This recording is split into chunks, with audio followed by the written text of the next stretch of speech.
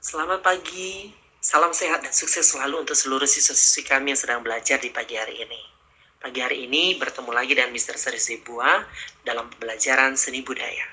Tentunya di pagi hari ini kita belajar satu topik, yakni belajar tentang seni rupa. Sudah tidak asing lagi bukan? Dari mana dan apa itu seni rupa? Dalam kehidupan kita sehari-hari saja, kita pasti akan menemukan seni rupa. Mulai dari kita bangun tidur, melihat di sekitar kita, dan dalam kegiatan kita sehari-hari. Pagi ini, Mister akan menjelaskan beberapa unsur-unsur dari seni rupa itu sendiri. Dan bagaimana cara kita bisa menghasilkan kualitas seni rupa yang berbobot dan berdaya saing tinggi. Seni rupa dibagi dua, yakni seni rupa murni dan seni rupa terapan. Seni rupa adalah suatu benda atau suatu karya yang dihasilkan yang memiliki tekstur lembut, kasar, dan berbagai macam keunikan-keunikan yang terdapat di dalam. Apa saja sih tentunya kamu bertanya yang menjadi unsur-unsur seni rupa? Unsur-unsur seni rupa itu terdiri dari titik, garis, terang gelap, ruang, dan pencahayaan. Dari unsur-unsur seni rupa tersebut, ada yang tidak boleh dilupakan, yakni tekstur. Tekstur adalah kasar lembutnya suatu permukaan pada benda yang ada atau yang bisa kamu raba. Salah satu karya seni murni dari seni rupa yang sungguh sangat terkenal dari dulu sampai sekarang, yaitu seni lukis. Seni lukis disebut juga sebagai seni representasi atau seni menghadirkan kembali. Disebut demikian karena bentuk hasil seni lukis menghadirkan objek-objek alam seperti pemandangan alam, pantai, manusia, dan binatang. Indonesia sendiri, seni lukis itu banyak sekali dari daerah-daerah. Salah satunya adalah seni lukis kaca dari Cirebon. Di daerah Cirebon dan sekitarnya terdapat seni lukis yang unik karena mereka menggunakan alat dan bahan yang berbeda dari seni lukis yang kita kenal selama ini. Di Cirebon itu mereka menggunakan kaca sebagai media utama atau kaca dijadikan sebagai kanvasnya. Sedangkan bahan untuk melukisnya menggunakan cat kayu. Lalu ada juga seni lukis yang sangat-sangat kita kenal, bahkan kita gunakan dalam kehidupan sehari-hari dan menjadi warisan budaya Indonesia, yakni seni lukis batik. Seni lukis batik yang ada di Indonesia kita bisa lihat ada batik Pekalongan, ada batik Solo, ada batik Yogyakarta, dan lain sebagainya. Contoh kita ambil salah satu adalah Pekalongan. Pekalongan itu seringkali disebut sebagai kota batik karena banyak penduduknya yang membuat kerajinan batik. Hampir seluruh wilayah di Pekalongan terdapat sentra-sentra kerajinan batik. Bahkan saat ini banyak dijumpai grosi-grosi batik yang menjual berbagai macam kerajinan yang terbuat dari bahan batik. Batik ini juga tidak hanya digunakan sebagai pakaian saja, tetapi banyak yang menggunakannya untuk keperluan lain, seperti untuk hiasan dinding, gorden, taplak meja, tutup saji, payung, bahkan kap lampu digunakan batik sebagai khasanah dan kekayaan Indonesia.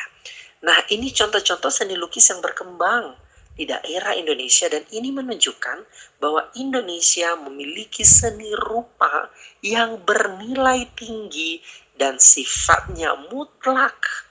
Harus diakui bahwa memiliki nilai filosofi yang membumkan dunia dan membuat dunia tercengang atas karya yang dipersembahkan oleh Indonesia pada kekayaan intelektualnya.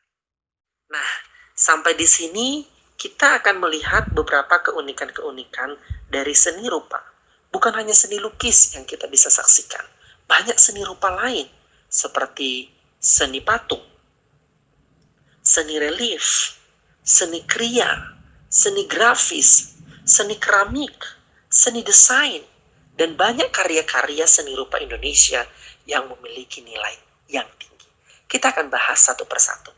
Tadi kita sudah belajar seni lukis, sekarang kita akan beranjak ke seni patung. Seni patung adalah karya seni yang dibuat dengan proses membentuk sebuah benda yang biasanya terbuat dari batang kayu, semen, dan bahan-bahan lainnya.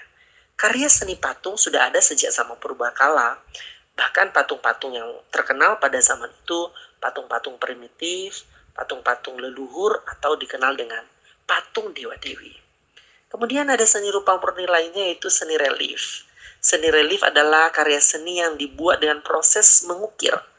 Karya seni ini mulai tampak pada zaman Hindu dan Buddha, dan kebudayaan-kebudayaan yang berkembang. Tema biasanya dipakai adalah berkaitan dengan kepentingan agama. Contoh konkret kita bisa lihat relief di Indonesia di dinding-dinding candi yang ada di Indonesia.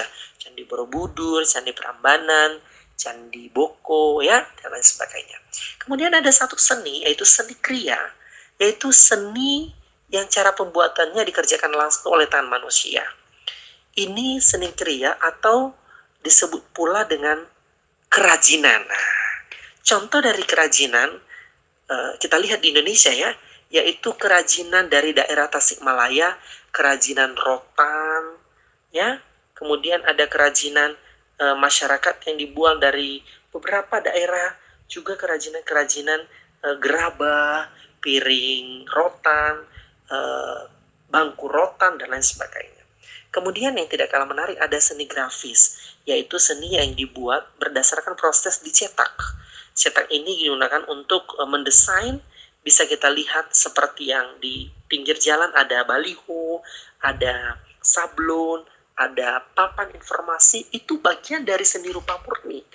Kemudian ada seni keramik. Seni keramik yaitu karya seni yang dibuat dari bahan tanah atau lempung yang dibakar dengan suhu tertentu.